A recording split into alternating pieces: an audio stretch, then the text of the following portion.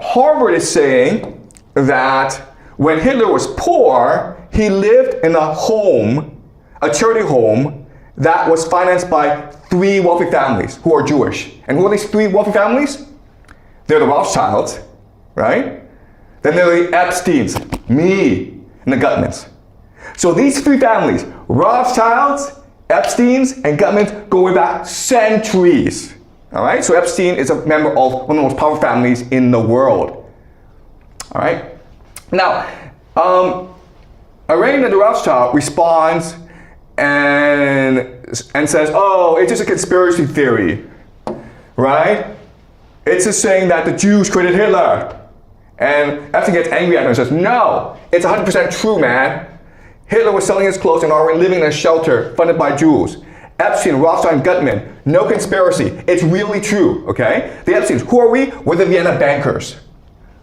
All right? We've been around for the longest time. You Rothschilds think you're powerful? Well, we're powerful too. Okay? All right, let's continue. All right, so the FBI is running an investigation on Jeffrey Epstein, and they created a file on him. And there's a confidential human source, a spy basically, who they recruit to tell them who Jeffrey Epstein is and what his network is. And the FBI is sort of blown away by what they discover, okay? So, Amber, could you help me read, please? Okay, all right. All right, so I want you to start at the top, and it's a bit hard to read, okay, but try your best. Okay. Jeffrey Epstein was represented by Alan Dershowitz, okay? Alan Dershowitz is a Harvard professor. He's one of the most powerful men in America, okay? Alan Dershowitz. Keep on going. CHS remembered Dershowitz tell Alex Ocasio,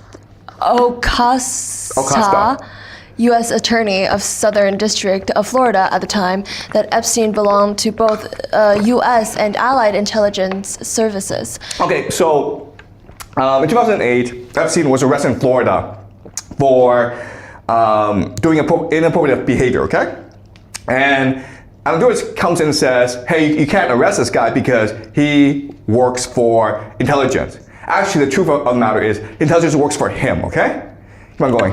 CHS shared phone calls between Dershowitz and Epstein during which he/she took notes. After these calls, Mossad would then call Dershowitz to debrief. Epstein was close to the former Prime Minister of Israel, Ehud Barak, and trained as a spy under him. Barak believed Netanyahu was a criminal. Saudi Arabia, Israel, and the United Arab Emirates are allied against Qatar, Turkey, Iran, and Syria. That's not okay. All right. So here it says that Epstein worked for Mossad. That's not true, okay? All right, so you look at Epstein's life. He actually started his career at Dalton. Dalton is one of the most prestigious elite schools in America. That's where all the most powerful, wealthiest families send their children, okay? He was hired as a teacher. Then he went to work for Bear Stearns, which is a financial firm. And there he learned finance. But then he went to work for Doug Leese. Who is Doug Leese? Doug Leese is an arms trafficker involved with Iran-Contra, okay? So he's one of the biggest global arms traffickers in the world. And then he started to work for Barak, who is the prime minister or the former prime minister of Israel.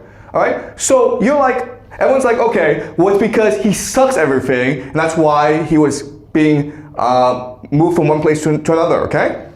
But another way of saying this is, he's an operative, and he's being trained in how power works by mentors. Does that make sense? Let's just say I have a big company, right? And I'm a chairman. My son is going to inherit this company. How do I train him to be a good boss? Well, I have him work in different departments of the company, and I have mentors train him in these different departments, right? So what is Dalton? Dalton is education, right? What is Bear Stearns? Finance. What is Doug Leese? He is criminal, arms trafficking. And who is Barak? He is intelligence, right? Does that make sense, guys? He's being trained, mentored in the different sectors of power in the world. All right. Keep on reading. Masha Drokova telephone number is based in Silicon Valley. She has been running a firm called Day One Ventures, which is supposedly an early stage investment company.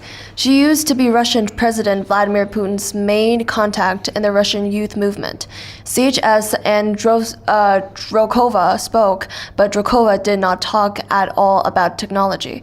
Instead, she looked at CHS and said, "You knew Epstein, didn't you?" She said Epstein was a wonderful man. Okay, so Epstein was connected with Vladimir Putin, okay? All right, let's read the last section. This is the most important, okay? CHS advised Shabad. Okay, Shabad Lubavitch, right? The organization we talked about. Yes, keep on going. Shabad is doing everything they can do to co-opt the Trump presidency. Shabad is basically state-sanctioned Judaism.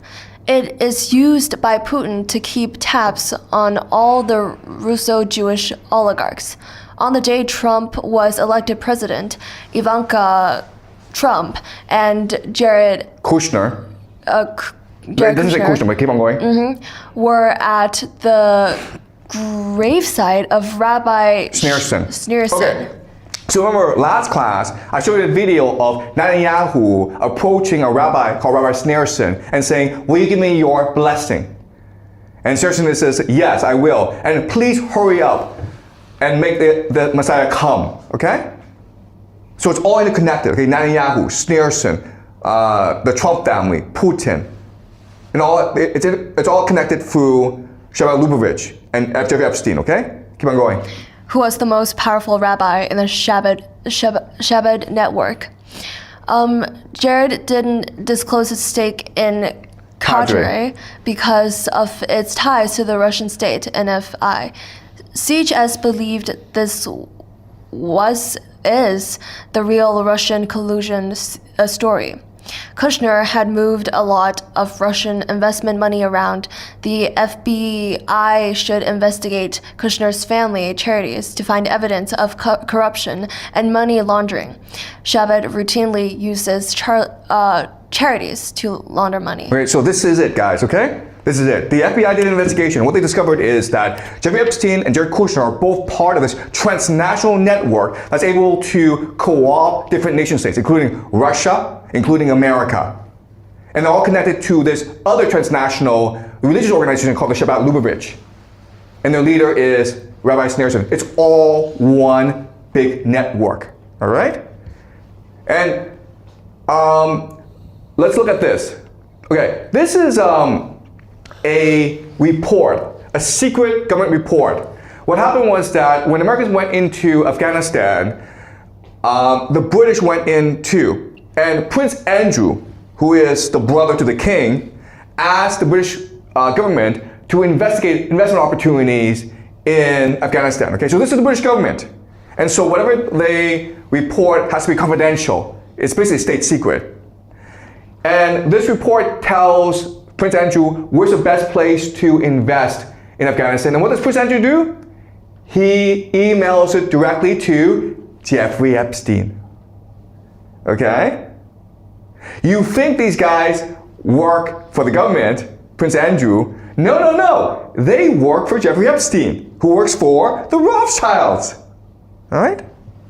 All right. This is Libya.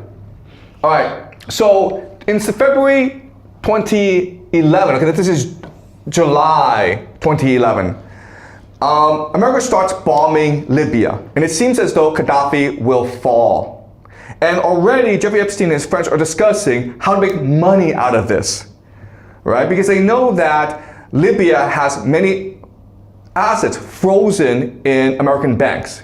So once a new government comes into place, then this new government will want the money back, right? And Jeffrey Epstein and his friends are like, let's do this for them and get a commission. All right? Can you read?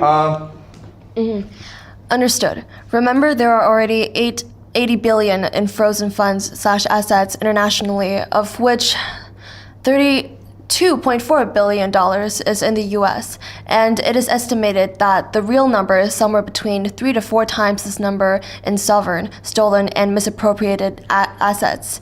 So if we can identify / recover 5% to 10% of these monies and receive 10% to 25% as compensation, we are talking about billions of dollars. But the real carrot is if we can become their go-to guys, because they plan to spend at least $100 billion next year to rebuild their country and jumpstart the economy. Also, remember, Libya is a rich country, as its population is 2 million less than the city of New York, and it has the 9th largest crude oil and natural gas reserves on the planet, and a literacy rate of almost 80%. Okay, do you guys understand what's happening, okay? These are parasites. They look at geopolitics and they're like, how can we take advantage of geopolitical events to make the most money for ourselves? All right? And you're like, okay, well, Jeffrey Epstein is gone. All right. So something else I want to discuss with you is Bitcoin, okay? So this is a Guardian article that shows that Jeffrey Epstein was helping to finance the development of Bitcoin, all right? But not only that, I want to show you this picture. This happened in 2004 at Harvard, okay? This is Larry Summers, who is the president of Harvard University. This is Steven Pinker, one of Harvard's most famous scholars. And this guy is Jeffrey Epstein, all right? Who's paying for this dinner? Probably Jeffrey Epstein. And you're like, what is happening here? And again, I keep on telling you guys this. You think academia is about pursuing truth, doing research. No, it's not. It's about protecting and justifying the status quo. It's about providing a network for powerful people to meet together and to work together. Okay? And the Jeffrey Epstein files reveals this, how corrupt academia and science are. It's all part of this huge transnational network, this grand alliance between science, crime, and intelligence in order to extract as much value from the world as possible, okay? These are parasites.